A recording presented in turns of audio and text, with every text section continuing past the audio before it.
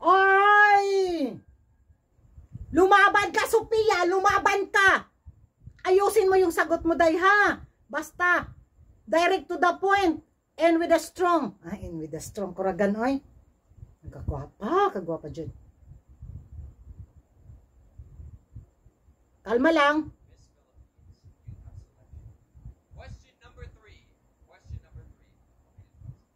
What is the power within you that you think you want to pass on to the other people? I'll read that one more time. What is the power within you that you think you want to pass on to other people, and why? I think something that I can pass to other people is my positivity as a person. I'm a challenge-driven person. I can encourage each and everyone to think positively and to think optimistically. Because at the end of the day, after every darkness, we should always look at the bright side of every situation. Thank you.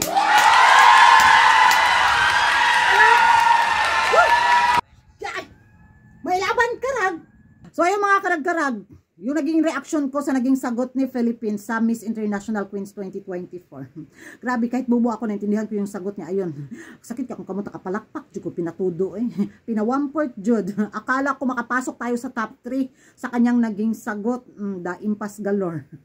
Pinasok talaga at sigigi talaga yung paboritong nilang kandidata na gusto sanang manalo sa corona. Si Vietnam, balingag kay mutubag.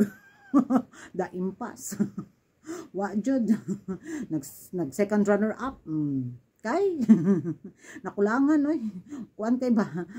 Dapag kay motubag da. Ibinigay na sana sa kanya yung corona. Ayun, nabiglang liko.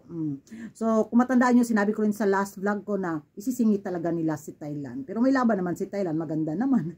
Pero yung pagsipa kay Philippines at USA, para mas pasok lang talaga yung mega favorite nila for the crown this year, ay wala. Pero congratulations kay Pero. Sa top 3, si Pero lang talaga ang may tumpak na sagot, ganon. Dambot lang. So, yan na ba karagaragan yung naging reaction ninyo sa final Q&A sa Miss International Queens 2024. Ako deserve ni Pero yung corona, mga karagaragan. Doon lang talaga ako na pa question kay Vietnam na ambot yung naging sagot niya.